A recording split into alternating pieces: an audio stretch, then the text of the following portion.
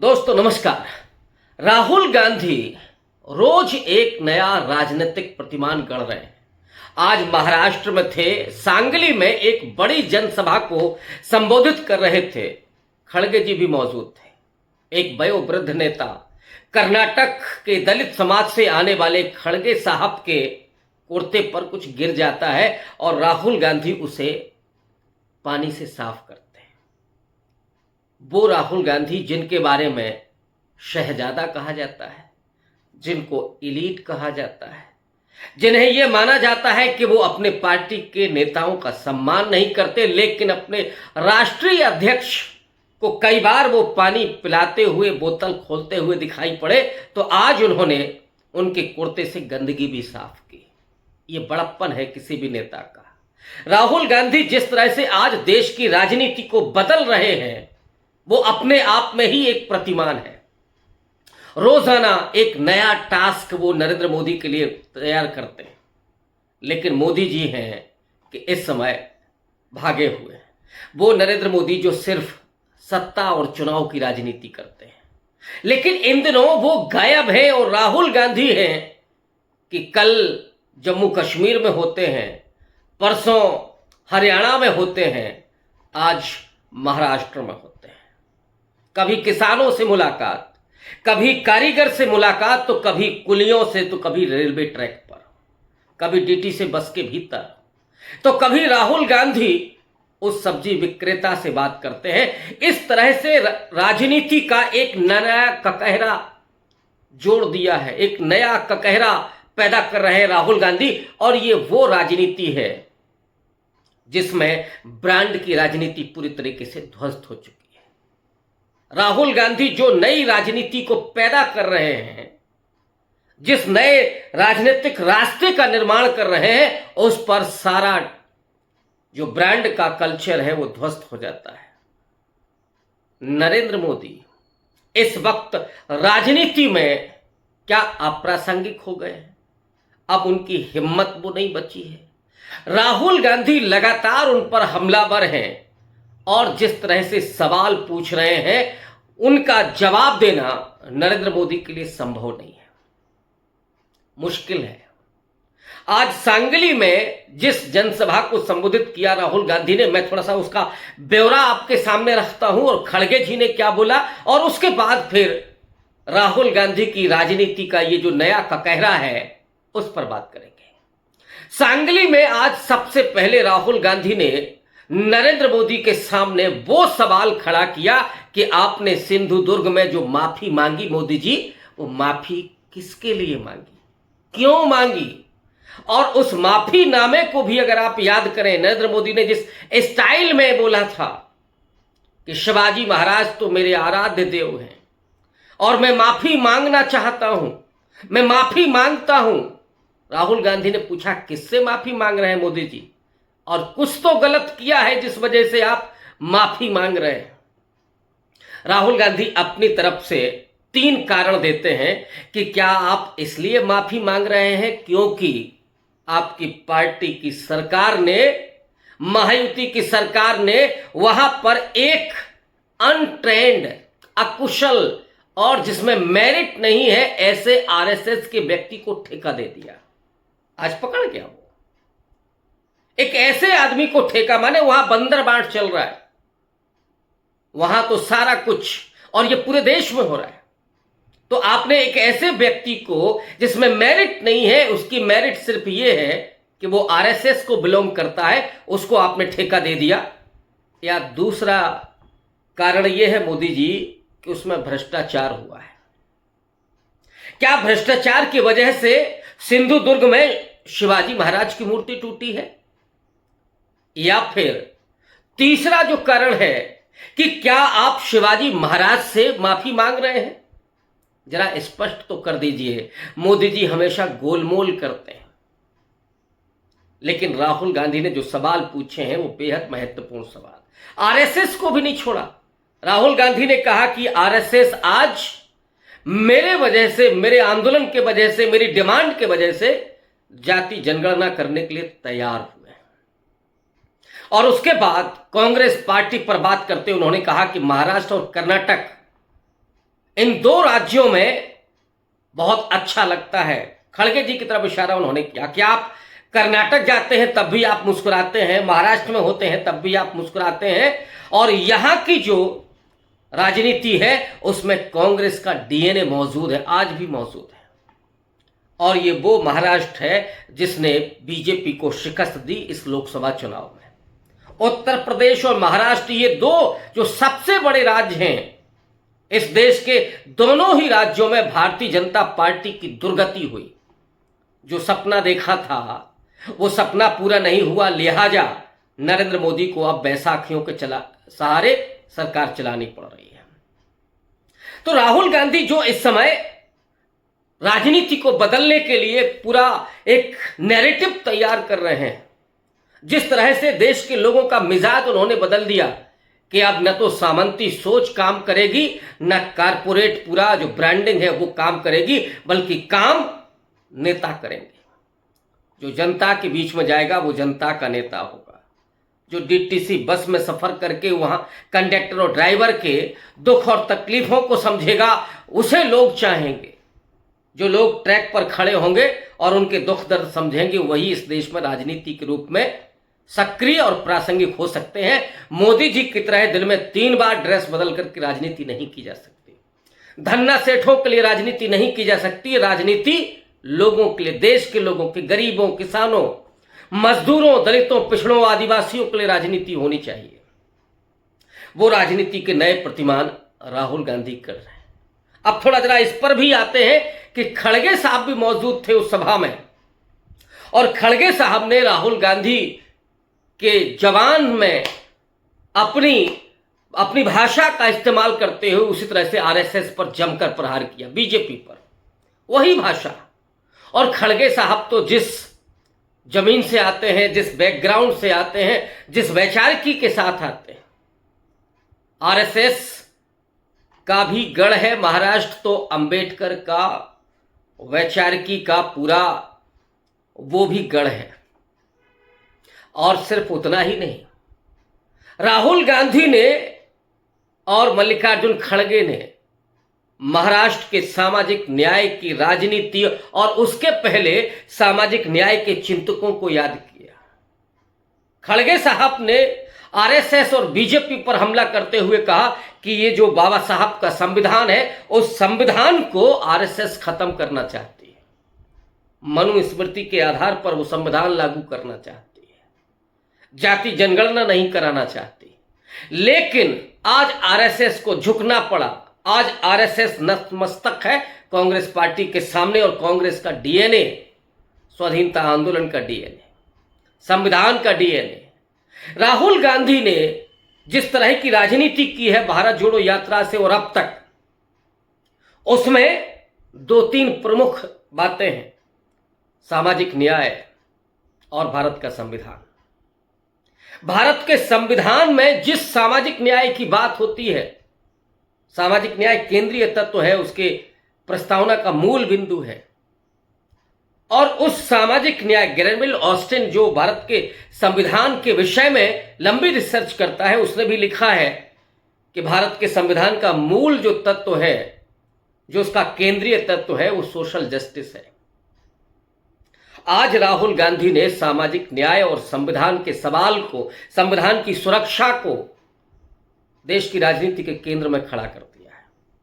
सांगली की उस जनसभा में राहुल गांधी ने संविधान की बात करते करते डॉक्टर अंबेडकर को भी याद किया, ज्योतिबा फूले को याद किया, शाहू जी महाराज को याद किया, अपनी पूरी विरासत को याद किया, जिसके जरिए इस देश में आजादी हासिल हुई, संविधान का निर्माण हुआ, और संविधान के लागू होने के बाद एक सामाजिक क्रांति शुरू हुई, सामाजिक आंदोलन खड़े हुए। दलितों और पिछड़ों की जो आवाज थी वो धीरे धीरे मुखर होने लगी। लोकतंत्र में उनको वो अवसर मिला, और वो अवसर उनके दुखों और तकलीफों को दूर करने वाला, उन्हें अधिकार संपन्न बनाने वाला, उनके वजूद को रेखांकित करने वाला, और इस देश के संविधान में चाहे आर्टिकल 14 से 15, 17 हो या 21, हर व्यक्ति के जीवन की गरिमा, जीवन के मूल्य, स्वतंत्रता, इन सब की, अवसर की समानता, इन सब की बात करती। तो संविधान ने जो इस देश में एक सामाजिक न्याय का स्वरूप पैदा किया, एक रास्ता पैदा किया, उस रास्ते को पिछले 10 सालों में खत्म करने की, बाधित करने की पूरी कोशिश हुई।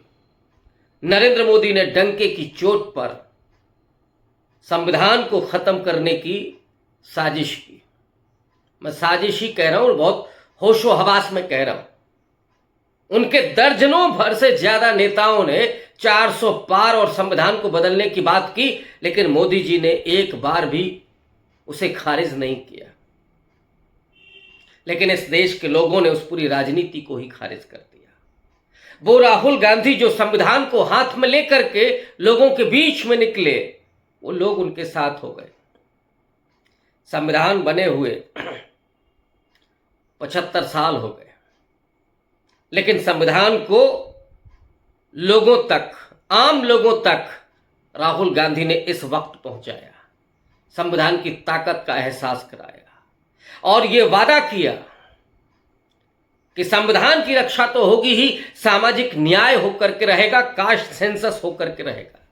जिस कास्ट सेंसस से बीजेपी और आरएसएस डरती रही है, अभी भी वो कास्ट सेंसस कराने के लिए ईमानदार नहीं है।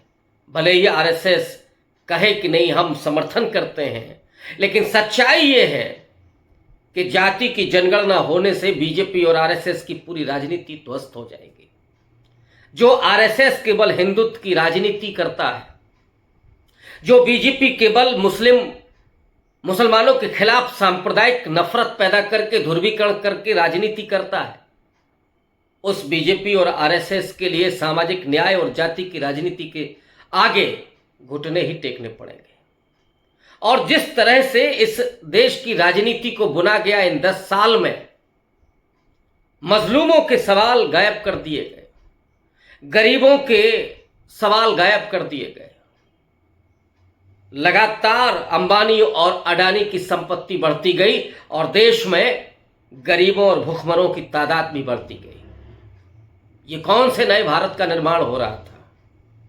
ये कौन सा विश्व गुरु भारत है जिसमें 81 करोड़ लोग 5 किलो राशन की लाइन में लग करके खड़े हैं और दूसरी तरफ अंबानी और अडानी दुनिया के अरबपतियों की सूची में टॉप पर पहुंच रहे हैं। इतना ही नहीं, इस दरमियान सबसे ज्यादा अरबपति भारत से पैदा हुए, चीन से भी ज्यादा अरबपति भारत में पैदा हुए। ये कौन सा करिश्मा हो रहा था? ये नरेंद्र मोदी की नीतियां कौन सी थी, जिसमें किसान अपने मांग के लिए 13 महीने आंदोलन करते हैं, लेकिन मोदी जी को कभी उनकी सुध नहीं आती।